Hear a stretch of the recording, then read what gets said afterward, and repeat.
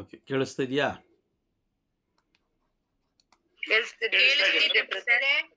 ಸಂತ ಮಾರ್ಕ ಶುಭ ಸಂದೇಶ,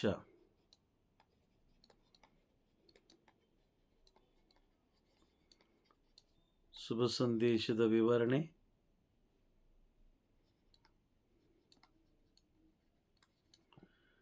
ಭಾಗ 15 ಅಲ್ವಾ? Praise the lord.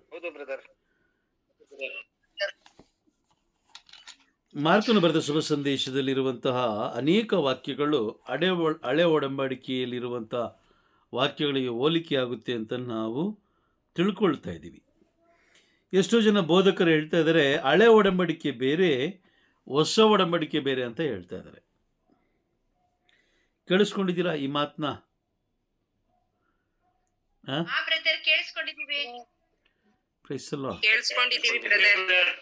ಬೇರೆಯವ್ರು ಹೇಳಿರೋದು ಕೇಳಿಸ್ಕೊಂಡಿದ್ದೀರಲ್ವಾ? ಅದು ಹಳೆ ಒಡಂಬಡಿಕೆ ಬೇರೆ, ಹೊಸ ಒಡಂಬಡಿಕೆ ಬೇರೆ. ಆದರೆ ಹಳೆ ಒಡಂಬಡಿಕೆಯಲ್ಲಿರುವಂತಹ ಎಲ್ಲ ಅನೇಕ ವಾಕ್ಯಗಳು ಮೊದಲನೆಯ ಶುಭ ಸಂದೇಶ ಅಂದರೆ ಮೊದಲನೇದಾಗಿ ಬರೆದ ಮಾರ್ಕನು ಬರೆದ ಶುಭ ಸಂದೇಶದಲ್ಲಿ ನಾವು ಕಾಣ್ಬೋದು. ಮಾರ್ಕನು ಬರೆದ ಶುಭ ಸಂದೇಶದಲ್ಲಿ ನಾವು ಕಾಣ್ಬೋದು. Praise the Lord. ಅದಲ್ಲದೆ ಅಂತಿಮ ಕಾಲದ ಒಂದು ಅರಿವನ್ನು ಕೂಡ ನಾವು ಹಳೆ ಒಡಂಬಡಿಕೆ ಹಾಗೂ ಸಂತ ಮಾರ್ಕರ ಶುಭ ಸಂದೇಶದಲ್ಲೂ ಕೂಡ ನಾವು ಕಾಣ್ಬೋದು. Praise the Lord. ಹೇಗೆ ಅಂತಂದರೆ ಮಾರ್ಕನು ಬರೆದ ಈ ಥರ ಇದು ಮಾಡ್ಕೊಳ್ಳಿ, ಏನು ಹಳೆ ಒಡಂಬಡಿಕೆ,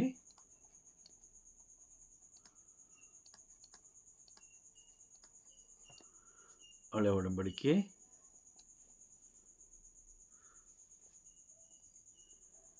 ಈ ರೀತಿಯಾಗಿ ಒಂದು ಲೈನ್ ಹಾಕ್ಕೊಳ್ಳಿ. ನಂತರ ಮಾರ್ಕರ ಶುಭ ಸಂದೇಶ,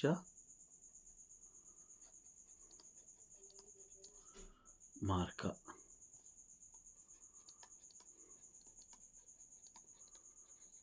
ಶುಭ ಸಂದೇಶ,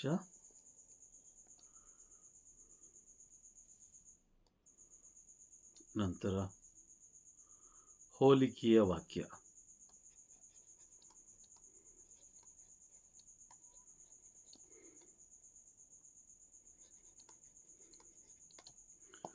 ಹೋಲಿಕೆಯ ವಾಕ್ಯ. Price the Lord. ಓಕೆ, ಒಂದು ವಾಕ್ಯವನ್ನು ನಾವು ಓದೋಣ. ಈಗ ಒಂದು ವಾಕ್ಯ ನನ್ನ ಕಣ್ಣಿಗೆ ತುಂಬ ಸುಂದರವಾಗಿಯೂ ಬಹಳ ಏನು ಹೇಳ್ತಾರೆ, ಬಹಳ ಗಂಭೀರವಾಗಿರುವಂಥ ವಾಕ್ಯಗಳನ್ನು ನಾನು ಓದಿದೆ. ಒಂದೇ ಒಂದು ವಾಕ್ಯ ಗಮನ ಕೊಟ್ಟು ಕೇಳಿಸ್ಕೊಳ್ಳಿ, ಪ್ರತಿಯೊಬ್ಬರು ಗಮನ ಕೊಟ್ಟು ಕೇಳಿಸ್ಕೊಳ್ಳಿ. ಸಂತ ಲೂಕರ ಶುಭ ಸಂದೇಶ, ಸಂತ ಲೂಕ 4ನೇ ಅಧ್ಯಾಯ ವಾಕ್ಯ 47 ಹಾಗೂ 48 ಎರಡು ವಾಕ್ಯಗಳನ್ನು ಓದಿ ನೋಡುವ.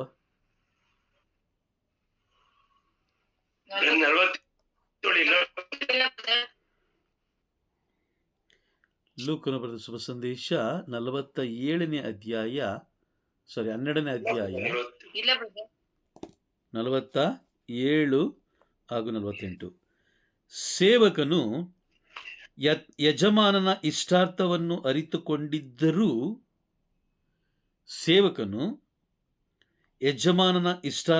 ಅರಿತುಕೊಂಡಿದ್ದರೂ ಅಜಾಗರೂಕನಾಗಿ ಇದ್ದರೆ ಕಠಿಣ ಶಿಕ್ಷೆಗೆ ಗುರಿಯಾಗುತ್ತಾನೆ. ವಾಕ್ಯ ತಗೊಂಡ್ರ ಎಲ್ಲರೂ? ವಾಕ್ಯ ತಗೊಂಡ್ರ? ಓಕೆ, ಇದೆಯಾ? ವಾಕ್ಯ ಇದೆಯಾ? ವಿಮಲಾ ಸಿಸ್ಟರ್ ಇಲ್ಲ ಅಂದ್ರಿ?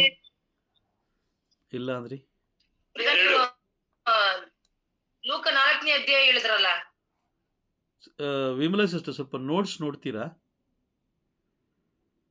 ಏನಿದೆ ಅಲ್ಲಿ ನೋಟ್ಸಲ್ಲಿ ಏನು ಕಾಣಿಸ್ತಿದೆ ನೋಡಿ. ಮತ್ತೆ ಹೇಗೆ ನಾನು 4 ಅಂತ ಹೇಳಕ್ಕೆ ಸಾಧ್ಯ? 47ನೇ. ಓಕೆ, ಓದಿ ವಿಮಲಾ ಸಿಸ್ಟರ್, ಓದಿ 47, 48 ಎರಡು ಓದಿ. ಸೇವಕನು ಹಾ ಯಜಮಾನ ಇಷ್ಟಾರ್ಥವನ್ನು ಅರಿತುಕೊಂಡಿದ್ದರು ಅಜಾಗರೂಕನಾಗಿ ಇದ್ದರೆ ಕಠಿಣ ಶಿಕ್ಷೆಗೆ ಗುರಿಯಾಗುತ್ತಾನೆ. ಅರಿಯದೆ ಅಜಾಗರೂಕನಾಗಿದ್ದರೆ ಕಡಿಮೆ ಶಿಕ್ಷೆಗೆ ಗುರಿಯಾಗುತ್ತಾನೆ. ಹೆಚ್ಚು ಪಡೆದವನಿಂದ ಹೆಚ್ಚು ನಿರೀಕ್ಷಿಸಲಾಗುವುದು, ಇನ್ನೂ ಹೆಚ್ಚು ವಹಿಸಿಕೊಂಡವನಿಂದ ಇನ್ನೂ ಹೆಚ್ಚಾಗಿ ಓಕೆ, ಬೇರೆ ಯಾರಾದರೂ ಓದ್ತೀರಾ? ಬೇರೆ ಯಾರು ಓದ್ತೀರಾ? ವಾಯ್ಸ್ ತುಂಬ ಬ್ರೇಕ್ ಆಯಿತು. ಎನಿವೆ, ಬೇರೆ ಓದ್ತೀರಾ? ಸೇವಕನು ಯಜಮಾನನ ಇಷ್ಟಾರ್ಥವನ್ನು ಅರಿತುಕೊಂಡಿದ್ದರು ಅಜಾಗರೂಕನಾಗಿ ಇದ್ದರೆ ಕಠಿಣ ಶಿಕ್ಷೆಗೆ ಗುರಿಯಾಗುತ್ತಾನೆ. ಅರಿಯದೆ ಅಜಾಗರೂಕನಾಗಿದ್ದರೆ ಕಡಿಮೆ ಶಿಕ್ಷೆಗೆ ಗುರಿಯಾಗುತ್ತಾನೆ. ಹೆಚ್ಚು ಪಡೆದವನಿಂದ ಹೆಚ್ಚು ನಿರೀಕ್ಷಿಸಲಾಗುವುದು, ಇನ್ನೂ ಹೆಚ್ಚು ವಹಿಸಿಕೊಂಡವನಿಂದ ಇನ್ನೂ ಹೆಚ್ಚಾಗಿ ಕೇಳಲಾಗುವುದು. Price the lord. ಈ ವಾಕ್ಯವನ್ನ ನನ್ನ ಜೀವನದಲ್ಲಿ ಮೊದಲನೇದಾಗಿ ಕಂಡಂಥದ್ದಿದು. ಮೊದಲನೇದಾಗಿ ನಾನು ನೋಡಿದ್ದು. ಇದರ ಅರ್ಥ ನೋಡಿ ಎಷ್ಟು ಚೆನ್ನಾಗಿದೆ. 47ನೇ ವಾಕ್ಯ, ಸೇವಕನು ಯಜಮಾನನ ಇಷ್ಟಾರ್ಥವನ್ನು ಅರಿತುಕೊಂಡಿದ್ದರೂ ಅಜಾಗರೂಕನಾಗಿ ಇದ್ದರೆ ಕಠಿಣ ಶಿಕ್ಷೆಗೆ ಗುರಿಯಾಗ್ತಾನೆ.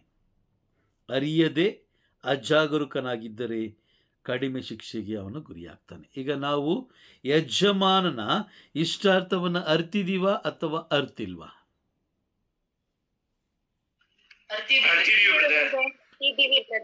ಅರ್ತಿದೀವಿ ಅಲ್ವಾ?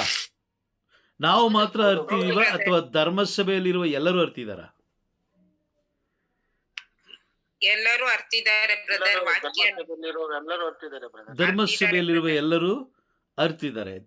ಧರ್ಮಸಭೆಯಲ್ಲಿರುವ ಎಲ್ಲರೂ ಅರ್ತಿದಾರ ಅಥವಾ ದೀಕ್ಷಾಸ್ನಾನ ಪಡೆದವರು ಮಾತ್ರ ಅರ್ತಿದಾರ? ಎಲ್ಲರೂ ಅರ್ತಿದ್ದಾರೆ ಬ್ರದರ್. ನಮ್ಗೆ ದೇವರ ವಾಕ್ಯ ನಮ್ ಕೈಯಲ್ಲಿ ಇದೆಯಲ್ಲ ಬ್ರದರ್. ನಾನು ಹೇಳ್ತಿರೋದು ದೇವರ ಯಜಮಾನನ ಇಷ್ಟಾರ್ಥ ಏನೆಂದು ಧರ್ಮಸಭೆಯಲ್ಲಿರುವ ಎಲ್ಲರೂ ಅರ್ತಿದಾರ ಅಥವಾ ಕೆಲವು ಜನ ಮಾತ್ರ ಅರ್ತಿದಾರ? ಯಾಜಕರು ಮಾತ್ರ ಅರ್ತಿದಾರ ಅಥವಾ ಕನ್ಯಾಸ್ತ್ರೀಗಳು ಮಾತ್ರ ಅರ್ತಿದಾರ? ಕೆಲವು ಜನ ಅರ್ತಿದ್ದಾರೆ. ಕೆಲವು ಜನ ಅರ್ಥಕೊಂಡಿದ್ದಾರೆ. ನಾನು ಮಾತಾಡ್ತಾ ಇರೋದು ನಿಮಗೆ ಕೇಳಿಸ್ತಾ ಇದೆಯಾ? ಸ್ವಲ್ಪ ಸಾಧ್ಯವಾದ್ರೆ ನೀವು ಮಾತಾಡ್ಬೇಕಾದ್ರೆ ಫ್ಯಾನ್ಗಳನ್ನ ಆಫ್ ಮಾಡ್ಕೊಳ್ಳಿ, ಸರಿನಾ? ನೀವು ಮಾತಾಡ್ಬೇಕಾದ್ರೆ ಫ್ಯಾನ್ಗಳನ್ನ ಆಫ್ ಮಾಡ್ಕೊಳ್ಳಿ. ಎಸ್, ಈಗ ಮಾತನಾಡಿ. ಕೆಲವು ಮಂದಿ ಮಾತ್ರ ಅರ್ಥಕೊಂಡಿದ್ದಾರೆ ಬ್ರದರ್ ಸೇವಕನನ್ನು. ಕೆಲವು ಮಂದಿ ಮಾತ್ರ ಜ್ಞಾನಸ್ನಾನ ಪಡೆದ ಸೇವಕರನ್ನು ಅರ್ಥಕೊಂಡಿದ್ದಾರೆ. ಜ್ಞಾನಸ್ನಾನ, ಹೌದು. ಹೌದಾ? ಇನ್ನು ಅವರು ನೀರಿನಿಂದ ಅಗ್ನಿಯಿಂದ ದೀಕ್ಷಾ ಸ್ನಾನ ಆಗಿಲ್ಲ ಬ್ರದರ್. ಇನ್ನು ಹೊಸದಾಗಿ ಹುಟ್ಟಿಲ್ಲ. ಓಕೆ, ಆಮೇಲೆ ನೀರಿನಿಂದ ಪವಿತ್ರಾತ್ಮರಿಂದ ಇನ್ನು ದೀಕ್ಷಾ ಸ್ನಾನ ಆಗಿಲ್ಲ ಬ್ರದರ್. ಪವಿತ್ರಾತ್ಮರಿಂದ ಅದೇ ಹೇಳಿದ್ರಲ್ಲ, ಈಗ ಅದೇ ತರ ಹೇಳಿದ್ ನೀವು. ಪ್ರಶ್ನೆ ಏನು ಅಂದ್ರೆ, ಯಜಮಾನನ ಇಷ್ಟಾರ್ಥವನ್ನು ಅರಿತುಕೊಂಡಿದ್ದಾರಾ ಇಲ್ವಾ?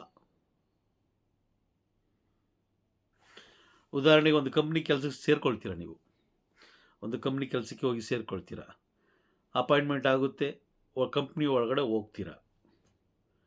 ಆ ಕಂಪ್ನಿಯ ಯಾವ ಕೆಲಸ ಏನು ಅನ್ನೋದನ್ನ ನೀವು ಅರ್ಥಕೊಂಡಿದ್ದೀರಾ. ಅರ್ಥಕೊಂಡ ಮೇಲೆ ಅಲ್ವಾ ಕೆಲ್ಸಕ್ಕೆ ಹೋಗೋದು ನೀವು?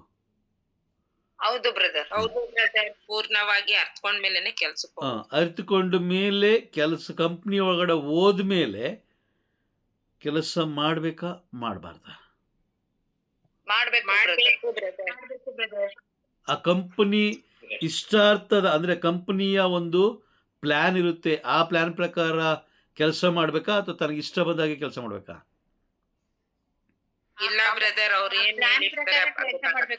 ಒಬ್ಬೊಬ್ಬರೇ ಮಾತಾಡಿದ್ರೆ ಎಲ್ಲರೂ ಮಾತಾಡ್ತೀರಾ, ಇಲ್ಲಾಂದ್ರೆ ಯಾರು ಮಾತಾಡಲ್ಲ ಅಂತೀರಾ ಅಲ್ವಾ ರಾಣಿ ಸಿಸ್ಟರ್? ಈಗ ಒಂದು ಬಸ್ ಬೇಡ, ಓಕೆ, ಇದೊಂದು ಏನಾಗಿದೆ, ಇದು ನೋಡಿ, ಇದು ಕಾಣಿಸ್ತಾ ಇದೆಯಾ?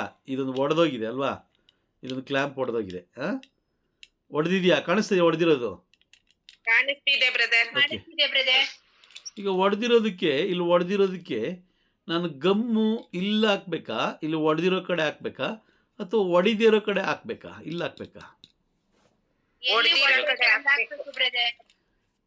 ಒಟ್ಟು ಕೆಲಸ ಮಾಡ್ಬೇಕು ನಾನು ಅಲ್ವಾ? ನಾನು ಈ ಕಂಪ್ನಿಗೆ ಸೇರ್ಕೊಂಡಿರೋದು, ಏನು ಮುರಿದಿದೆಯೋ ಅದನ್ನ ರೆಡಿ ಮಾಡುವಂತ ಕಂಪ್ನಿಗೆ ನಾನು ಸೇರ್ಕೊಂಡಿದ್ದೀನಿ. ಈಗ ಈ ಕಂಪನಿಯಲ್ಲಿ ಸೇರ್ಕೊಂಡ ಮೇಲೆ ನಾನು ಕೆಲಸ ಮಾಡಬೇಕು. ಏನು ಕಂಪನಿ ಪ್ಲಾನ್? ಏನು? ಮುರಿದಿರುವ ವಸ್ತುಗಳನ್ನು ಸರಿ ಮಾಡೋದೇ ಆ ಕಂಪನಿಯ ಪ್ಲ್ಯಾನ್. Price the Lord. ಈಗ ನಾನೇನು ಮಾಡ್ತೀನಿ, ಕಂಪ್ನಿ ಒಳಗಡೆ ಹೋಗ್ತೀನಿ. ಕಂಪ್ನಿ ಒಳಗಡೆ ಹೋಗಿ ನನಗೆ ಅಪಾಯಿಂಟ್ಮೆಂಟ್ ಆರ್ಡರ್ ಬಂತು, ಜಾಯ್ನ್ ಆದಮೇಲೆ ಒಳಗಡೆ ಹೋಗಿ ಕೆಲಸ ಮಾಡಬೇಕು. ಹೌದಾ? ಈಗ ದೀಕ್ಷಾ ಸ್ಥಾನ ಅನ್ನೋದು ಪಡ್ಕೊಂಡ ಮೇಲೆ, ನಾವೊಬ್ಬ ಕ್ರೈಸ್ತನಾಗಿ ಯೇಸುವನ್ನು ಅರಿತುಕೊಂಡ ಮೇಲೆ ದೇವರ ರಾಜ್ಯಕ್ಕೆ ಕೆಲಸ ಮಾಡದೆ ಹೋದರೆ, ಯಾವ ರೀತಿ ದೇವರ ಸಾಮ್ರಾಜ್ಯ ಹೇಗೆ ಬಯಸುತ್ತೋ ಆ ರೀತಿ ಕೆಲಸ ಮಾಡದೆ ಹೋದರೆ ಅವನು ಕಠಿಣ ಶಿಕ್ಷೆಗೆ ಗುರಿಯಾಗ್ತಾನೆ. ಯೋಚನೆ ಮಾಡಿ ಹೆಂಗಿರ್ಬೋದು ಅಂತೇಳಿ. ಓಕೆ, ಇನ್ನೊಂದು ವಾಕ್ಯ ಕೊಡ್ತೀನಿ ನೋಡಿ. ಅದೇ ಲೂಕನು ಬರೆದ ಶುಭ ಸಂದೇಶ 13ನೇ ಅಧ್ಯಾಯ, ಲೂಕ 13:28.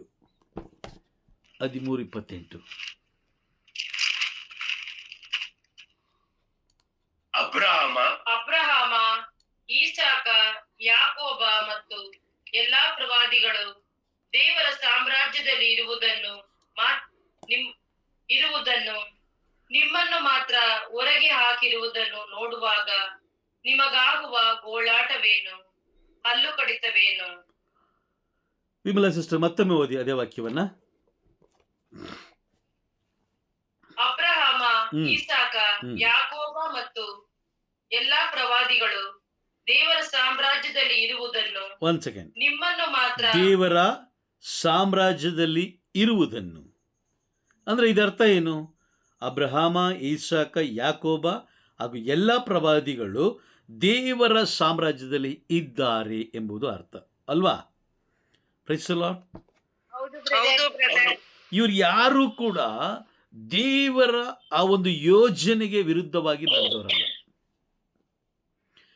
ದೇವರ ಯೋಜನೆಗೆ ವಿರುದ್ಧವಾಗಿ ನಡೆದವರು ಅಲ್ಲ.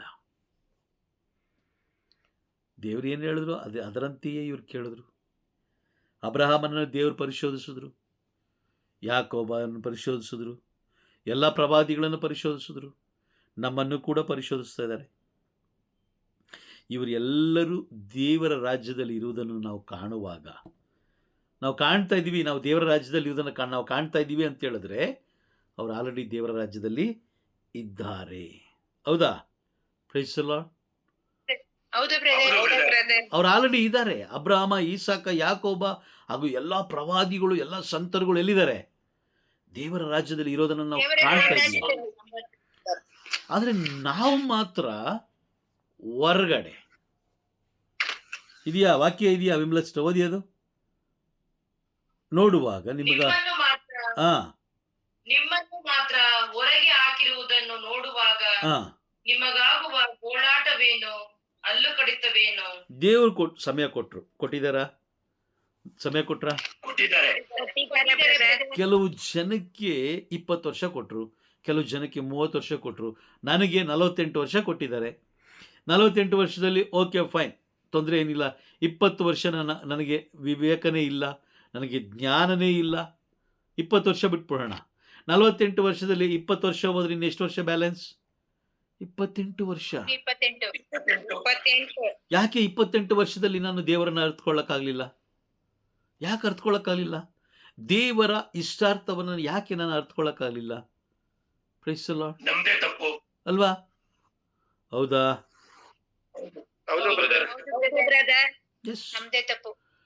ನಮ್ದೇ ತಪ್ಪು. Praise the Lord. ಹಾಗಾಗಿ ಈ ದಿನಗಳಲ್ಲಿ ನಾವು ಅನ್ಕೊಳ್ತಾ ಇದ್ದೀವಿ ನೋಡಿ, ತುಂಬ ಜನ ಬೋಧಕರು ತಿಳಿಸೋರು ಏನು, ಹಳೆ ಒಡಂಬಡಿಕೆ ಬೇಡ, ಹಳೆ ಒಡಂಬಡಿಕೆ ನಮಗೆ, ಹಳೆ ಒಡಂಬಡಿಕೆ ವಿಷಯ ನಮಗೆ ಬೇಡ, ಹೊಸ ಒಡಂಬಡಿಕೆ ಅಂತ ಹೇಳಿದ್ರು.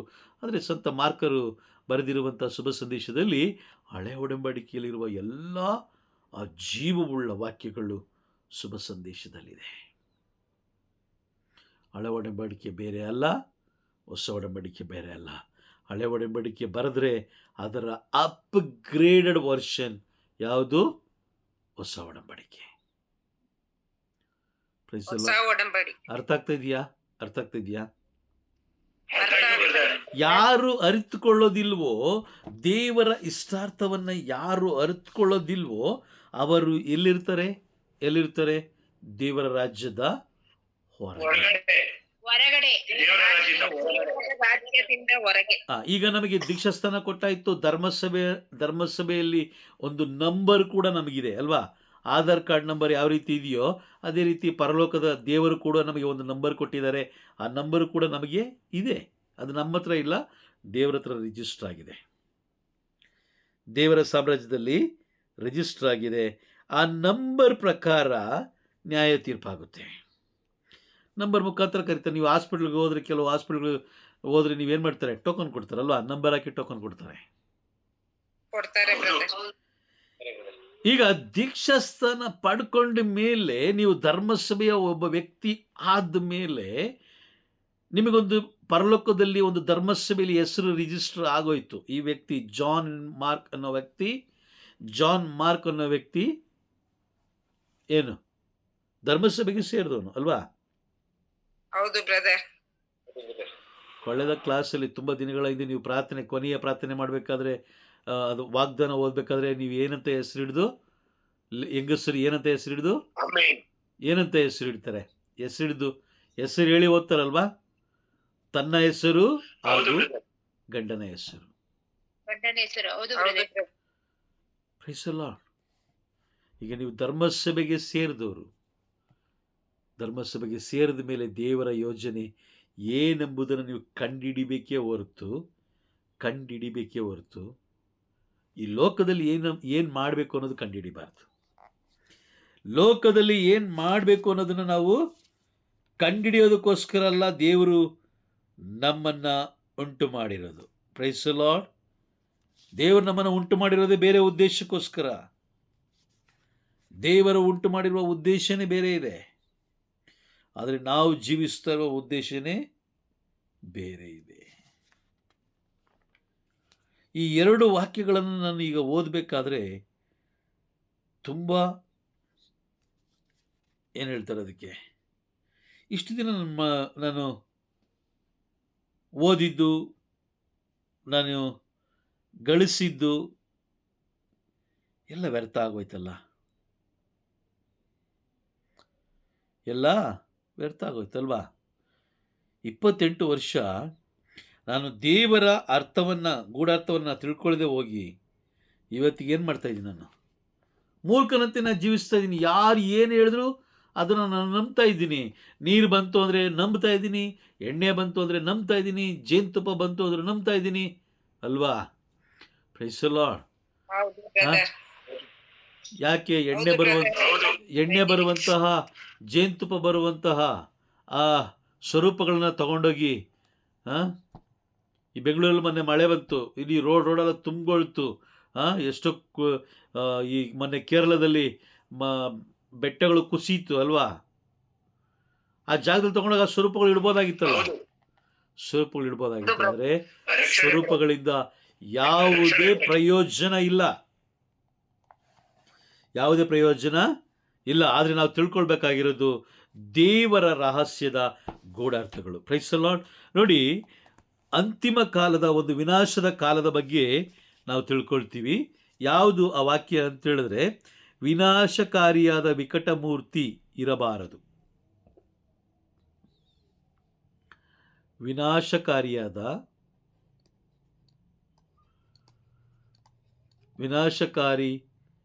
ವಿಕಟ ಮೂರ್ತಿಯ ಬಗ್ಗೆ ಇಲ್ಲಿ ಸಂತ ಮಾರ್ಕನು ಬರೆದ ಶುಭ ಸಂದೇಶದಲ್ಲಿ ನಾವು ಕಾಣ್ತೀವಿ. Praise the lord.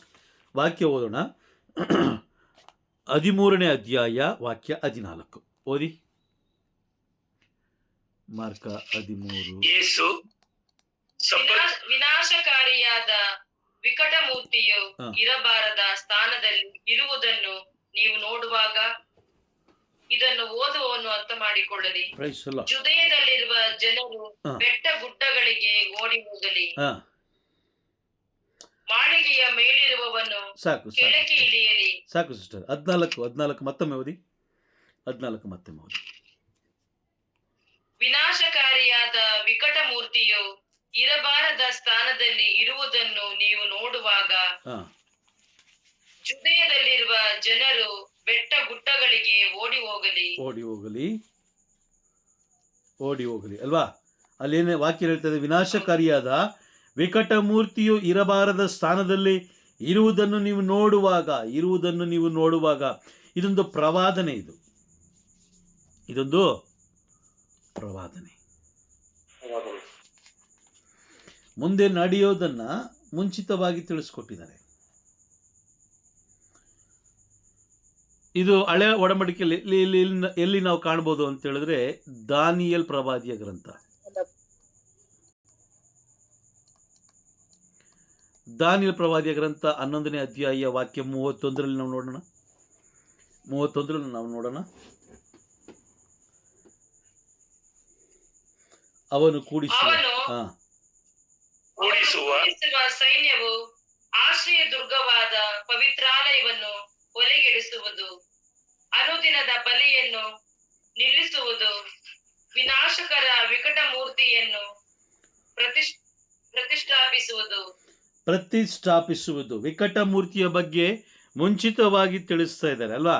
ದಾನಿಯೇಲ್ ಪ್ರವಾದಿಯ ಗ್ರಂಥದಲ್ಲಿ ನಮಗೆ ತಿಳಿಸಿದ್ದಾರೆ. ಅದನ್ನೇ ಮಾರ್ಕರು ಬರೆದ ಶುಭ ಸಂದೇಶದಲ್ಲೂ ಕೂಡ ನಾವು ಕಾಣ್ತೀವಿ. ಹೌದಾ? Praise the Lord. ಹೌದು ಬ್ರದರ್. ಅದನ್ನು ನಾವು ಕಾಣ್ತೀವಿ. ವಿಕಟ ಮೂರ್ತಿಯ ಬಗ್ಗೆ ಅದಕ್ಕೊಂದು ಕ್ಲಾಸ್ ತಗೊಳ್ಳೋಣ. ಯಾವುದದು ವಿಕಟ ಮೂರ್ತಿ? ಎಲ್ಲಿಂದ ಬರುತ್ತೆ? ಯಾರು ಪ್ರತಿಷ್ಠಾಪಿಸ್ತಾರೆ ವಿಕಟ ಮೂರ್ತಿಯನ್ನ? ಎಲ್ಲಿಂದ ಬರುತ್ತೆ? ಯಾವ ಪಂಗಡದಿಂದ ಬರುತ್ತೆ? ಎಲ್ಲವನ್ನ ಬೈಬಲಲ್ಲಿ ದೇವರು ಇಟ್ಟಿದ್ದಾರೆ. ಧರ್ಮಸಭೆಯ ವ್ಯಕ್ತಿ ಆದಮೇಲೆ ನೀವು ದೇವರ ರಾಜ್ಯದ ರಹಸ್ಯಗಳನ್ನು ಸಂಶೋಧನೆ ಮಾಡುವಂಥ ವಿಜ್ಞಾನಿಗಳಾಗಬೇಕೇ ಹೊರತು ಲೋಕದಲ್ಲಿ ಕಟ್ರಿ, ಕೆಡವರಿ, ತಿನ್ನಿರಿ, ಕುಡೀರಿ, ಪರ್ಚೇಸ್ ಮಾಡಿರಿ, ಬೇರೆ ಡಿಸೈನ್ ಪರ್ಚೇಸ್ ಮಾಡಿರಿ, ಮೇಕಪ್ ಮಾಡ್ಕೊಳ್ಳಿ, ಬಣ್ಣ ಬದಲಾಯಿಸ್ಕೊಳ್ಳಿ. ಅದಕ್ಕೋಸ್ಕರ ನಮಗೆ ಧರ್ಮಸಭೆ ಬೇಕಾಗಿಲ್ಲ.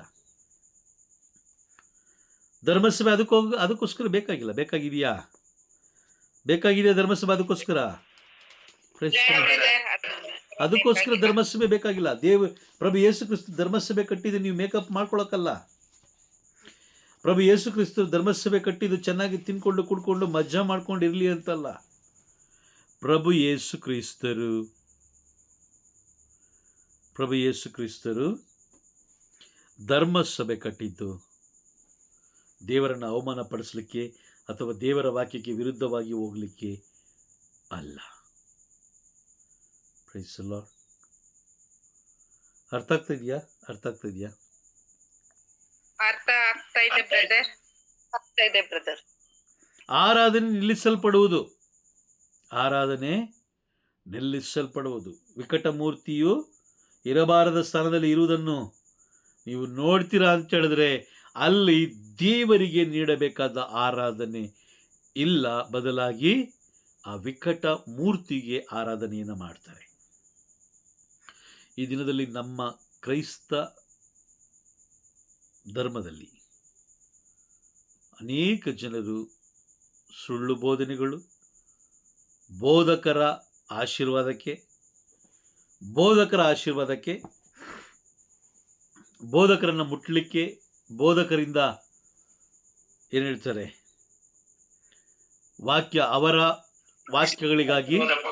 ಅವರ ವಾಕ್ಯಗಳಿಗಾಗಿ ಇವರು ತವಕ ಪಡ್ತಾ ಇರ್ತಾರೆ. ದೇವರಿಗೆ ನೀಡಬೇಕಾದ ಸ್ಥಾನದಲ್ಲಿ ನೀವು ದೇವರಿಗೆ ನೀಡಬೇಕಾದ ಗೌರವವನ್ನು, ಸ್ಥಾನವನ್ನು ನೀವು ಬೇರೆಯವರಿಗೆ ಕೊಟ್ಟಿದ್ದೆ ಆದರೆ ಅದು ಕೂಡ ವಿಕಟ ಮೂರ್ತಿನೇ, ಅದು ಕೂಡ ವಿಗ್ರಹ ಆರಾಧನೆ. Praise the Lord. ಅರ್ಥ ಆಗ್ತಿದೆಯಾ? ಅರ್ಥ ಆಗ್ತಿದೆಯಾ? ಅರ್ಥ ಆಯ್ತು ಬ್ರದರ್. ದೇವರ ಆರಾಧನೆ ನಿಲ್ಲಿಸಲ್ಪಡುವುದು. ಇಲ್ಲಿ ಬರ್ಕೊಳ್ಳಿ ಹೋಲಿಕೆಯ ವಾಕ್ಯ. ದೇವರ ಆರಾಧನೆ, ಅನುದಿನದ ಆರಾಧನೆ, ಅನುದಿನದ ಬಲಿ ನಿಂತು ಹೋಗುವುದು. ಅನುದಿನದ ಬಲಿ ನಿಂತೋಗೋದನ್ನು ನೀವು ನೋಡಿದಿರಾ? ಹೌದು ಬ್ರದರ್, ಕೊರೋನಾ ಟೈಮಲ್ಲಿ ನೋಡಿದ್ವಿ ಬ್ರದರ್. ಅಲ್ವಾ? ಕಣ್ಣಾರೆ ನೀವು ಹೌದು ಕಂಡ್ರಿ. ನೋಡಿದ್ರಾ Vimala sister? Praise the Lord. ಅಲ್ವಾ? ನೋಡ್ದೋ ಬ್ರದರ್. ಆ ಬಲಿ ಪೂಜೆಗೋಸ್ಕರ ನಾನು ಮಡಿಕೇರಿಗೆ ಹೋಗ್ಲಿಕ್ಕೆ ರೆಡಿಯಾಗಿದ್ದೆ. ಅಲ್ಲೊಬ್ಬ ಸಿಸ್ಟರ್ ಇದ್ರು, ಅವ್ರು ಹೇಳಿದ್ರು, ಬ್ರದರ್ ನಮ್ಮ ಕಡೆ ಏನು ಆ ಥರ ಏನಿಲ್ಲ, ನಿರ್ಬಂಧ ಇಲ್ಲ, ಬಲಿ ಪೂಜೆ ನಡೀತಾ ಇದೆ, ನೀವು ಬರ್ಬೋದು. ನಾನು ಹೋಗ್ಲಿಕ್ಕೆ ರೆಡಿಯಾಗಿದ್ದೆ. ಅಷ್ಟರಲ್ಲಿ ಅದೇ ವಾರ ನಮ್ಮ ಚರ್ಚಲ್ಲಿ ಇದೆ ಅಂತ ಅನೌನ್ಸ್ ಮಾಡಿದ್ರು. ಹಂಗೂ ಕೂಡ ವಿಜಯನಗರದಲ್ಲಿ ಒಂದು ಸಂತ ಯೋಹಾನರ ದೇವಾಲಯದಲ್ಲಿ ಬಾಗಿಲು ಹಾಕ್ಕೊಂಡು ಬಲಿ ಪೂಜೆ ಇಟ್ಟರು. ಅಲ್ಲೋಗಿ ಸುಮಾರು ದಿನಗಳಾದ ಮೇಲೆ ಪರಮಪ್ರಸಾದ ಅಂಗೀಕಾರ ಮಾಡ್ಕೊಳ್ಬೇಕಾದ್ರೆ ಕೈಯೆಲ್ಲ ನಡುಗ್ತಾ ಇತ್ತು ಹಿಂಗೆ. ಸುಮಾರು ದಿನಗಳಾದಮೇಲೆ, ಸುಮಾರು ವಾರಗಳು ಕಳೆದ ಮೇಲೆ ಆ ಒಂದು ವಾಗ್ದಾನ ನೆರವೇರೋದನ್ನು ಕೂಡ ನಾವು ಕಂಡಿದ್ದೀವಿ. ಪ್ರತಿದಿನದ ಬಲಿ ನಿಂತು ಹೋಗುವುದು. Praise the Lord. ಆ ವಾಕ್ಯ ಎಲ್ಲಿದೆ ಅಂತ ಹೇಳಿದ್ರೆ ದಾನಿಯೇಲನ ಗ್ರಂಥ, ದಾನಿಯೇಲ 12ನೇ ಅಧ್ಯಾಯ ವಾಕ್ಯ 11 ಓದಿ.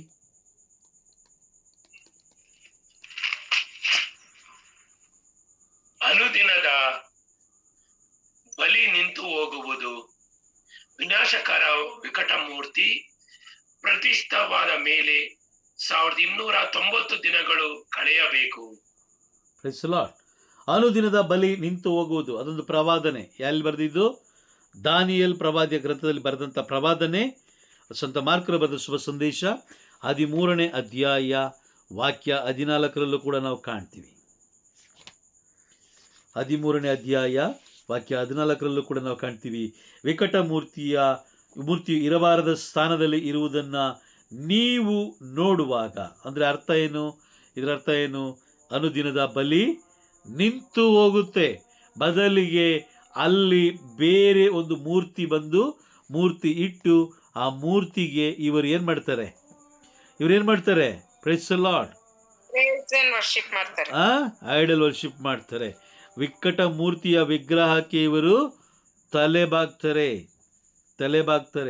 ಅರ್ಥ ಆಗ್ತಿದೆಯಾ? ವಾಕ್ಯ 2ರಲ್ಲೂ ಇದೆಯಾ? ಇದೆ ಅಲ್ವಾ? Praise the lord.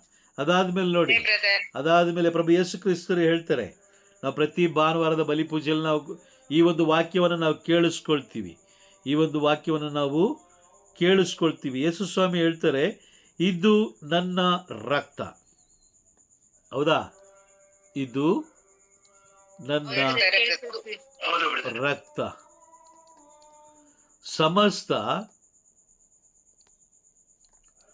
ಸಮಸ್ತ ಜನರಿಗಾಗಿ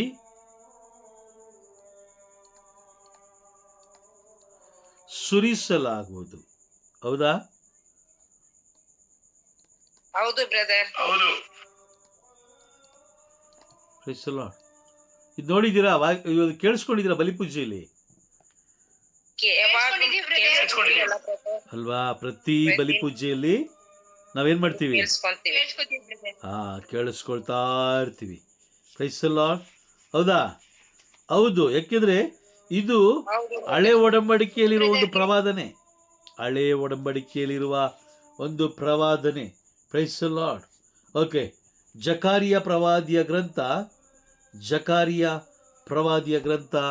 9ನೇ ಅಧ್ಯಾಯ, ಜಕಾರ್ಯ 9:11 ಓದಿ.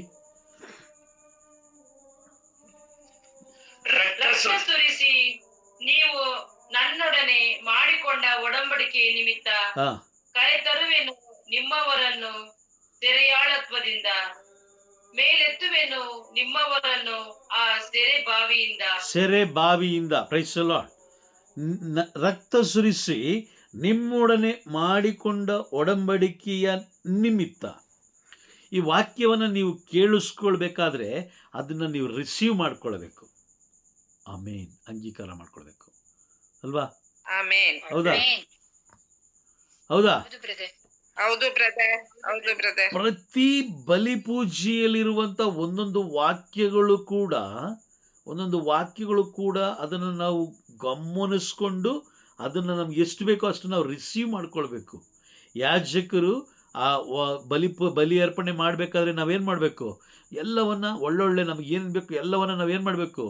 ರಿಸೀವ್ ಮಾಡ್ಕೊಳ್ಬೇಕು. ಅದಕ್ಕೋಸ್ಕರನೇ ಸ್ವಸ್ಥಚಿತ್ತವಾಗಿ ನಿಂತ್ಕೊಂಡು ಬಲಿಪೀಠವನ್ನೇ ನೋಡ್ತಾ ಇರಬೇಕು ಅನ್ನೋದು ಬೈಬಲ್ ತಿಳಿಸಿಕೊಡುವಂಥದ್ದು.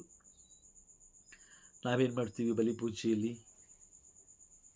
ಬಲಿಪೂಜೆ ಸ್ವಸ್ಥಚಿತ್ತವಾಗಿ ಭಯಭಕ್ತಿಯಿಂದ ಎಷ್ಟು ಜನ ಬಲಿಪೂಜೆಯಲ್ಲಿ ಪಾಲ್ಗೊಳ್ತಾರೆ? ಎಷ್ಟು ಯಾಜಕರು ಬಲಿಪೀಠಕ್ಕೆ ಗೌರವ ಕೊಡ್ತಾರೆ?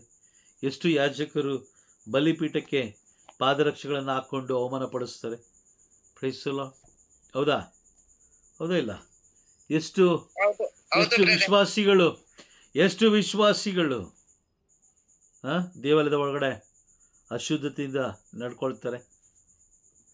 ಇದು ನನ್ನ ಶರೀರ, ಇದು ನನ್ನ ರಕ್ತ, ಸಮಸ್ತ ಜನರ ಸುರಕ್ಷತೆಗಾಗಿ ಸುರಿಸಲಾಗುವುದು.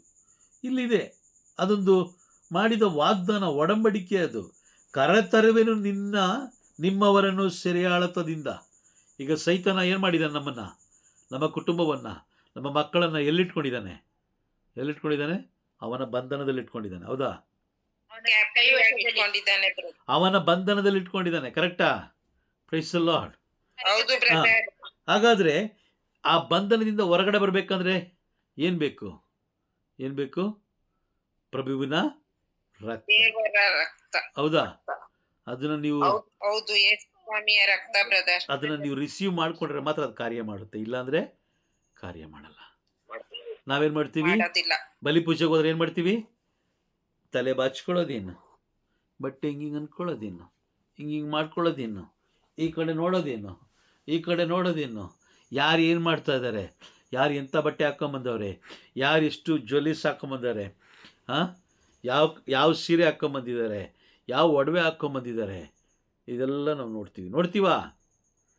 Price the Lord. ನೋಡ್ತೀವಿ ಬ್ರದರ್. ಅದಾದ್ಮೇಲೆ ಮೊಬೈಲ್ ನೋಡ್ತೀವಿ, ವಾಟ್ಸಪ್ ನೋಡ್ತೀವಿ. ಹೌದಾ? Praise the Lord. ಅದೊಂದು ಕಾರಣಕ್ಕೋಸ್ಕರ ಆ ಬಲಿಪೂಜೆಯಲ್ಲಿ ನೀವು ಆ ಒಂದು ವಾಗ್ದಾನವನ್ನು, ಒಡಂಬಡಿಕೆಯನ್ನು ರಿಸೀವ್ ಮಾಡಿಕೊಳ್ಳದ ಕಾರಣ, ಅಂಗೀಕಾರ ಮಾಡಿಕೊಳ್ಳದ ಕಾರಣ ಇವತ್ತಿಗೂ ಕೂಡ ನಮ್ಮ ಕುಟುಂಬದಲ್ಲಿರುವ ಪ್ರತಿಯೊಬ್ಬರು, ನಾವು ಕೂಡ, ನಮ್ಮ ಹಿರಿಯರು, ತಂದೆ ತಾಯಿಗಳು, ನಮ್ಮ ಅಣ್ಣ ತಮ್ಮಂದಿರು, ಬಂಧು ಬಳಗದವರು ಎಲ್ಲರೂ ಸೆರೆಯಾಳಾಗಿ ಸೈತಾನನ ಗುಲಾಮಗಿರಿಲಿದ್ದಾರೆ.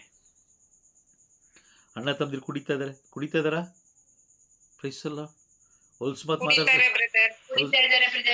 ಮಾತಾಡ್ತಾ ಇದ್ದಾರಾ? ದೇವಾಲಯಕ್ಕೆ ಹೋಗ್ತಾ ಇಲ್ಲ. ಬಲಿಪೂಜೆಗೆ ಹೋಗ್ತಾ ಇಲ್ಲ. ದೇವರ ಕೆಲಸ ಮಾಡ್ತಾ ಇಲ್ಲ. ಬೈಬಲ್ ಓದ್ತಾ ಇಲ್ಲ. ಇದೆಲ್ಲ ಯಾರ ಕುತಂತ್ರ? ಸೈತಾನ ಬಂಧನ ಮಾಡಿಟ್ಕೊಂಡಿದ್ದಾನೆ. ಹೋಗ್ಬಾರ್ದು.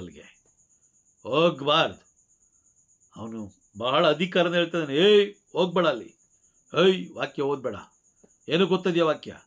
ಯಾರನ್ನ ಕೇಳಿ ಓದ್ತಾ ಇದೆಯಾ? ಸ್ವಲ್ಪ ಯೋಚನೆ ಮಾಡಿ. ನೀವು ಯಾರನ್ನೋ ಒಬ್ಬರನ್ನ ಗುಲಾಮಗಿರಿಗೆ ಇಟ್ಕೊಂಡಿದ್ದೀರ ಅಂತ ತಿಳ್ಕೊಳ್ಳೋಣ. ಯಾರೋ ಒಬ್ಬ ಕೆಲಸ ಮಾಡಲಿಕ್ಕೆ ನಿಮ್ಮ ಮನೆಗೆ ಬಂದಿದ್ದಾನೆ.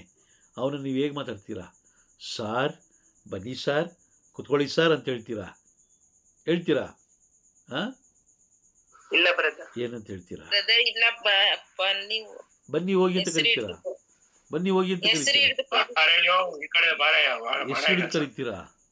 ಅಯ್ಯೋ, ಸುಮಾರು ವರ್ಷಗಳ ಹಿಂದೆ ನನಗೆ ದಾವಣಗೆರೆ ಹಾಗೂ ಕೊಟ್ಟೂರು ಇಲ್ಲಿ ಕೆಲಸಕ್ಕೆ ಹೋಗುವಂಥ ಅವಶ್ಯಕತೆ ಇತ್ತು, ಯಾವುದೋ ಒಂದು ಕಂಪ್ನಿ ಮುಖಾಂತರ. ಅಲ್ಲಿ ಹೋದಾಗ ಅಲ್ಲಿ ದೊಡ್ಡ ದೊಡ್ಡ ತೋಟಗಳದು, ದೊಡ್ಡ ದೊಡ್ಡ ತೋಟಗಳು. ಆ ತೋಟಗಳಲ್ಲಿ ಕೆಲಸ ಮಾಡುವಂಥ ವ್ಯಕ್ತಿಗಳಿದ್ದರು, ಕೂಲಿ ಆಳುಗಳು. ಆಗ ನಾನು ಒಂದು ವಾರ ಒಂದೊಂದು ಜಾಗದಲ್ಲಿ ಒಂದೊಂದು ವಾರ ಇದ್ದೆ. ಅಲ್ಲಿ ಆ ಜಾಗವನ್ನು ಪರಿಶೀಲಿಸಬೇಕಾದ್ರೆ, ಆ ವ್ಯಕ್ತಿಗಳನ್ನು ನೋಡಬೇಕಾದ್ರೆ, ಕುರಿ ಮೇಯಿಸ್ಲಿಕ್ಕೆ ಒಬ್ಬ ಇದ್ದಾನೆ, ಹಸುಗಳು ಮೇಯಿಸ್ಲಿಕ್ಕೆ ಒಬ್ಬ ಇದ್ದಾನೆ, ಬೇರೆ ಬೇರೆ ಕೆಲಸ, ಮನೆ ಕೆಲಸ ಮಾಡುವಂಥವ್ರೊಬ್ಬರು ಇದ್ದಾರೆ, ಹೊಲದಲ್ಲಿ ಕೆಲಸ ಮಾಡುವಂಥವ್ರು ಇದ್ದಾರೆ. ಅಲ್ಲಿರುವಂಥ ಜನರನ್ನ ನೋಡಿ ಹೆಸರು ಹಿಡಿದು ಅಥವಾ ಹೊಲಸು ಮಾತಿಂದ ಅವ್ರನ್ನ ಕರೆದು, ಯಾಕಂದರೆ ಅವ್ರು ಏನು ಮಾಡ್ತಾರಂದರೆ ಒಂದು 20,000 30,000 ಕೊಟ್ಟು ಒಟ್ಟಿಗೆ ವರ್ಷಕ್ಕೆ ಒಂದು 20,000 ಕೊಟ್ಟು ಅವ್ರನ್ನ ಜೀತದಾಳುಗಳಾಗಿ ಇಟ್ಕೊಂಡಿದ್ದಾರೆ. ಈಗಲೂ ಇದೆ ಆ ಪದ್ಧತಿ, ಈಗಲೂ ಇದೆ. 20-25,000 ಕೊಟ್ಟರೆ ಅವ್ರನ್ನ ಒಂದು ವರ್ಷ ಜೀತದಾಳಾಗಿ ಅಲ್ಲೇ ಇಟ್ಕೊತಾರೆ, ಊಟ ಕೊಡ್ತಾರೆ, ಬಟ್ಟೆ ಕೊಡ್ತಾರೆ, ಅವ್ರು ಹೇಳಿದ ಕೆಲಸ ಇವ್ರು ಮಾಡಬೇಕು. ತಮಾಷೆ ಅಲ್ಲ. ಎಲ್ಲೋ ಒಬ್ಬೊಬ್ಬರು 100ಕ್ಕೋ ಅಥವಾ 1,000ಕ್ಕೋ ಒಬ್ಬರು ಬಹಳ ಗೌರವದಿಂದ ಅವ್ರನ್ನ ಮಾತಾಡಿಸೋದು. ಇಲ್ಲಾಂದರೆ ಏಯ್ ಬರಲಿ, ದೊಡ್ಡವರು ಚಿಕ್ಕವರು, ಅವ್ರ ಮಕ್ಕಳು, ಅವ್ರ ಮೊಮ್ಮಕ್ಕಳು, ಹೆಣ್ಣು ಮಕ್ಕಳು ಎಲ್ಲರೂ ಕರೀತಾರೆ. ಏನಂತ? ಬಾರೋ ಇಲ್ಲಿ, ಬಾರೋ, ಇದು ತೊಗೊಂಬರೋ ಇಲ್ಲಿ, ಇದು ತೊಗೊಂಡು ಇಲ್ಲ ಹಾಕೋ, ಅದು ತೊಗೊಂಡು ಅಲ್ಲಿ ಹಾಕೋ, ಅಲ್ಲಿಗೆ ಹೋಗ್ಬೇಡ ನೀನು, ಅದನ್ನು ಮಾಡಬೇಡ ನೀನು. Praise the Lord. ಸೈತಾನನ ಹಂಗೆ ಮಾಡ್ತಾರದು ನಮ್ಮನ್ನು. ವಾಕ್ಯ ಓದಬೇಡ, ಚರ್ಚ್ಗೆ ಹೋಗ್ಬೇಡ, ಹಾಡಾಡಬೇಡ, ಸ್ತುತಿ ಮಾಡಬೇಡ. ಅದ್ರ ಬದಲಾಗಿ ಏನು ಮಾಡು, ನಿನಗೆ ನಾನು ತೋರಿಸ್ತೀನಿ, ಅಲ್ಲೋಗು, ಅಲ್ಲಿ ಜೇನುತುಪ್ಪ ಬರ್ತಾಯಿದೆ ಅಲ್ಲಿಗೋಗು, ನೀರು ಹರಿತಾ ಇದ್ದಾರೆ ಅಲ್ಲಿಗೋಗು, ಅದ್ಭುತಗಳಲ್ಲಿ ಆಗ್ತಾಯಿದೆ ಅಲ್ಲಿಗೋಗು. Price the Lord. ಅರ್ಥ ಆಗ್ತದೆ ನಿಮಗೆ? ಸೈತಾನ ಈ ರೀತಿ ಡೈವರ್ಟ್ ಮಾಡ್ತಾನೆ, ಈ ರೀತಿಯಾಗಿ ಡೈವರ್ಟ್ ಮಾಡ್ತಾನೆ. ಆದರೆ ಪ್ರತಿ ಬಲಿಪೂಜೆಯಲ್ಲಿ ನಾವು ಈ ಒಂದು ವಾಗ್ದಾನಗಳನ್ನು ನಾವು ಅಂಗೀಕಾರ ಮಾಡಿಕೊಂಡಾಗ ಆ ವಾಗ್ದಾನಗಳು ನಮ್ಮ ಕುಟುಂಬದಲ್ಲಿ ಖಂಡಿತವಾಗಲೂ ನೆರವೇರುತ್ತೆ. ಅದು. Praise the Lord. ನೋಡಿ, ಅದೇ ವಾಕ್ಯ, ಇದು ನನ್ನ ರಕ್ತ ಎಂಬ ವಾಕ್ಯವನ್ನು, ಇದು ನನ್ನ ರಕ್ತ ಎನ್ನೋ ವಾಕ್ಯ ಮಾರ್ಕನು ಬರೆದ ಶುಭ ಸಂದೇಶ 14ನೇ ಅಧ್ಯಾಯಕ್ಕೆ ಹೋಗಿ. ಮಾರ್ಕನು ಬರೆದ ಶುಭ ಸಂದೇಶ 14ನೇ ಅಧ್ಯಾಯ ವಾಕ್ಯ 24. ಅದೇ ವಾಕ್ಯ ನೋಡಿ, 14:24 ಓದಿ. ಇದು ನನ್ನ ರಕ್ತ, ಸಮಸ್ತ ಜನರಿಗಾಗಿ ಸುರಿಸಲಾಗುವ ಒಡಂಬಡಿಕೆಯ ರಕ್ತ. ಇದೆಯಾ ವಿಮಲಾ ಸಿಸ್ಟರ್? ಇದೆಯಾ? Praise the Lord. ಇದೆ ಅಲ್ವಾ? 14:24 ಜಕಾರಿಯ ಪ್ರವಾದಿಯ ಮುಖಾಂತರ ಮಾತನಾಡಿದಂಥ ವಾಕ್ಯ, ಆ ಒಂದು ವಾಗ್ದಾನ ಅಥವಾ ಅದೊಂದು ಪ್ರವಾದನೆ ಮಾರ್ಕನು ಬರೆದ ಶುಭ ಸಂದೇಶದಲ್ಲಿ ಬರೆಯಲ್ಪಟ್ಟಿದೆ. ಅಂದರೆ ಸುಮ್ಮನೆ ಬರೆಯಲ್ಪಟ್ಟಿದೆಯಾ? ಸುಮ್ಮನೆ ಬರೆಯಲ್ಪಟ್ಟಿದೆಯಾ? ಇಲ್ಲ ಬ್ರದರ್. ಓಕೆ, ನಿಮ್ಮಲ್ಲಿ ಓಕೆ, ಹೆಣ್ಣು ಮಕ್ಕಳು ನಾನು ಕೇಳ್ತೀನಿ. ಹೆಣ್ಣು ಮಕ್ಕಳು, ನಿಮ್ಮಲ್ಲಿ ಕೆಲವು ಈ ಪ್ಲಾಸ್ಟಿಕ್ ಕಿವಿ ಓಲೆಗಳು ಸಿಗ್ತವೆ, ನೋಡಿದ್ದೀರಾ? Praise the Lord. ನೋಡಿದೀವಿ ಬ್ರದರ್. ಬಳಸಿದ್ದೀರಾ? ಕೆಲವು ಜನ ಬಳಸಿದ್ದೀರಾ ಅಲ್ವಾ? ಕೆಲವು ಜನ ಬಳಸಿದ್ದೀರಾ. ಪ್ಲಾಸ್ಟಿಕ್ದು, ಅದಾದಮೇಲೆ ಕಬ್ಬಿಣದ್ದು, ಅದಾದಮೇಲೆ ಬೆಳ್ಳಿದು, ಅದಾದಮೇಲೆ ಚಿನ್ನದ್ದು, ಅದಾದಮೇಲೆ ಡೈಮಂಡ್ ಅಲ್ವಾ? ಹೌದಾ? ಪ್ಲಾಸ್ಟಿಕ್ನ ನೀವು ತಗೊಂಡೋಗಿ ಲಾಕರಲ್ಲಿಟ್ಟು ಡೈಮಂಡ್ನ ತಗೊಂಬಂದು ಹಾಗೆ ಟೇಬಲ್ ಮೇಲೆ ಬಿಸಾಕೊಂಡು ಹೋಗ್ತೀರಾ? ಇಲ್ಲ ಬ್ರದರ್, ಡೈಮಂಡ್ ನ ಸೇಫ್ ಆಗಿ ಇಡ್ತೀವಿ, ಪ್ಲಾಸ್ಟಿಕ್ ನ ಹಂಗೆ ಬಿಸಾಕ್ತೀರಾ. ಅದೇ ರೀತಿ ಚಿನ್ನನ ಎಲ್ಲಿ ಇಡ್ತೀರಾ? ಚಿನ್ನನು ಸೇಫ್ ಆಗಿ ಎತ್ತಿಡ್ತೀವಿ ಬ್ರದರ್. ಚಿನ್ನ ಸೇಫ್ ಆಗಿ ಎತ್ತಿಡ್ತೀವಿ ಬ್ರದರ್. ಬೆಳ್ಳಿನೂ ಎತ್ತಿಡ್ತೀವಿ ಬ್ರದರ್. ಅದನ್ನು ಎತ್ತಿಡ್ತೀರಾ ಅಲ್ವಾ? ಕಬ್ಬಣ ಪ್ಲಾಸ್ಟಿಕ್ ಎಲ್ಲ ಅಲ್ಲೇ ಎದುರುಗಡೆನೆ ಬಿಸಾಕ್ತೀರಾ ಅಲ್ವಾ? ಹಾಗಾದ್ರೆ ಯೇಸು ಸ್ವಾಮಿ ಹೇಳ್ತಾರೆ, ಚಿನ್ನ ಬೆಳ್ಳಿ ವಜ್ರ ವೈಡೂರ್ಯಗಳಿಗಿಂತಲೂ ಉನ್ನತವಾದುದು ನನ್ನ ಜೀವವುಳ್ಳ ವಾಕ್ಯ. ಆಮೆನ್. ಹೌದಾ? ಹೌದು ತಾನೆ? Praise the Lord. ನೋಡಿ, ಜಕಾರಿಯ ಪ್ರವಾದಿಯ ಗ್ರಂಥದಲ್ಲಿ ಬರೆದಂತಹ ಆ ವಜ್ರ ವೈಡೂರ್ಯಗಳಿಂದ ತುಂಬಿದಂಥ ವಾಕ್ಯ ಮಾರ್ಕನು ಬರೆದ ಶುಭ ಸಂದೇಶದಲ್ಲಿ ಬಳಸ್ತಾ ಇದ್ದಾರೆ. ಅದೇ ರೀತಿ ಈ ದಿನ, ಇವತ್ತು 2024ನೇ ಇಸ್ವಿಯಲ್ಲಿ ಇವತ್ತು ಬಳಸ್ತಾ ಇದ್ದಾರೆ ಅಂತ ಹೇಳಿದ್ರೆ ಯೋಚನೆ ಮಾಡಿ ಹೇಗಿರ್ಬೋದು ಆ ಒಂದು ವಾಕ್ಯದ ಮಹತ್ವ. ನಮ್ಮೆಲ್ಲರಿಗೂ ಬೇಕಾಗಿದೆ ಅಲ್ವಾ? ಬಂಧನದಿಂದ, ಸೈತಾನನ ಬಂಧನದಿಂದ ನಾವು ಹೊರಗಡೆ ಬಿಡುಗಡೆಗಾಗಿ ಬೇಕು. ಬೇಕೇ ಬೇಕು. Praise the Lord. ಹೌದಾ? ಹೌದು ಬ್ರದರ್, ಬೇಕೇ ಬೇಕು ಬ್ರದರ್. ಬೇಕೇ ಬೇಕು. ಪ್ರತಿದಿನ ನಾವು ಏನಂತ ಪ್ರಾರ್ಥನೆ ಮಾಡ್ತೀವಿ? ದೇವರೇ, ಈ ಪಾಪದಿಂದ ನಮ್ಮನ್ನು ವಿಮುಕ್ತಗೊಳಿಸಿರಿ. ದೇವರೇ, ನಮ್ಮ ಕುಟುಂಬದಲ್ಲಿರುವ ಈ ಪಾಪದಿಂದ ನಮ್ಮನ್ನು ವಿಮುಕ್ತಗೊಳಿಸಿರಿ. ನಾನು ಈ ಪಾಪ ಮಾಡಿದ್ದೀನಿ, ನನಗೆ ಕ್ಷಮಿಸ್ರಿ, ನನಗೆ ಕ್ಷಮಿಸ್ರಿ, ನನಗೆ ಕ್ಷಮಿಸ್ರಿ ಅಂತ ಪ್ರತಿದಿನ ನಾವು ಪ್ರಾರ್ಥನೆ ಮಾಡ್ತೀವಾ? ಮಾಡ್ತೀವಿ ಬ್ರದರ್, ಮಾಡ್ತೀವಿ ಬ್ರದರ್. ಬೇರೆಯವರು ಸೈಲೆಂಟ್ ಆಗಿರ್ತೀರಾ? ತಿನ್ನೋದು ಎದೊಳೋದು ಮಲ್ಕೊಳ್ಳೋದು, ಹೋಗೋದು. Praise the Lord. ಹೌದಾ? ದಿನ ನಾವ್ ಏನೇನ್ ತಪ್ಪು ಮಾಡಿದೀವಿ ಅದಕ್ಕೆಲ್ಲ ದೇವ್ರ ಕ್ಷಮೆ ಇರ್ತೀವಿ ಬ್ರದರ್. ಕ್ಷಮೆ ಕೇಳ್ತೀರಾ? Praise the lord.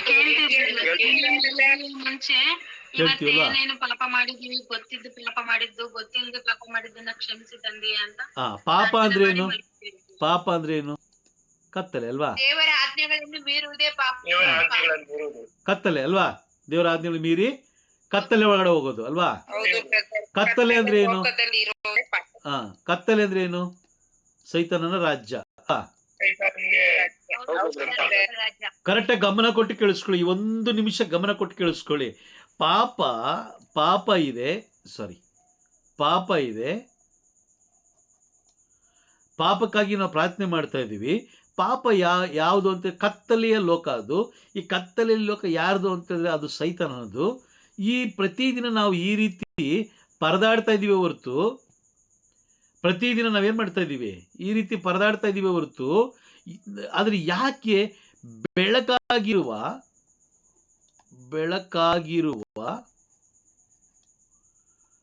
ಪ್ರಭುವನ್ನ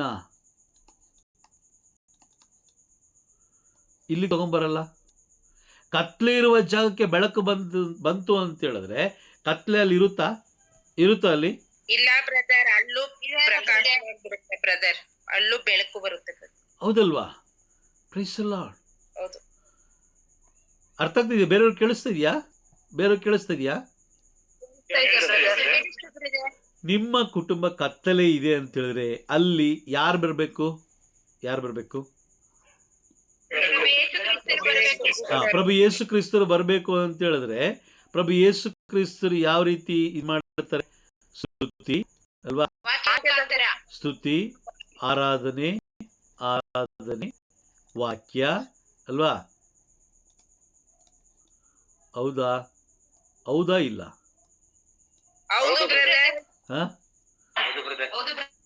ಇದಿಷ್ಟು ಮಾಡಿದ್ರೆ ಅವ್ರು ತನ್ನಷ್ಟು ತಾನೇ ಇಲ್ಲಿ ಬರ್ತಾರೆ.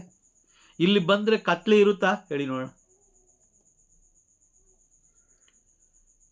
ಕತ್ಲೆ ಇರಲ್ಲ ಬ್ರದರ್. ದೇವರ ವಾಕ್ಯ ಆರಾಧನೆ ಕತ್ತಲೆಯನ್ನು ಹೋಗಲಾಡಿಸುತ್ತೆ ಬ್ರದರ್. ಕತ್ತಲೆ ಇರುವ ಕಡೆ ಪ್ರಭು ಬಂದ್ರೆ ಪಾಪ ಇರುತ್ತಾ? ಇರಲ್ಲ ಅಲ್ವಾ? ಹಾಗಾದ್ರೆ ನಾವು ಪರದಾಡ್ತಾ ಇದ್ದೀವಿ ಪ್ರತಿದಿನ.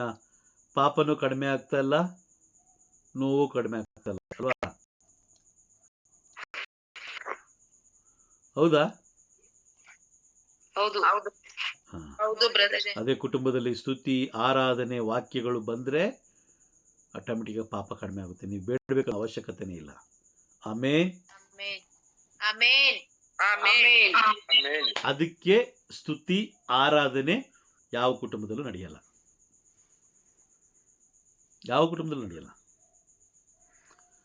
Price the Lord. ಅರ್ಥ ಆಯ್ತಾ ಇವತ್ತು ಕ್ಲಾಸ್? ಉಳಿದ ಕ್ಲಾಸನ್ನು ನಾವು ನಾಳೆ ಮುಂದುವರಿಸೋಣ. ದೇವರಿಗೆ ಸ್ತೋತ್ರ.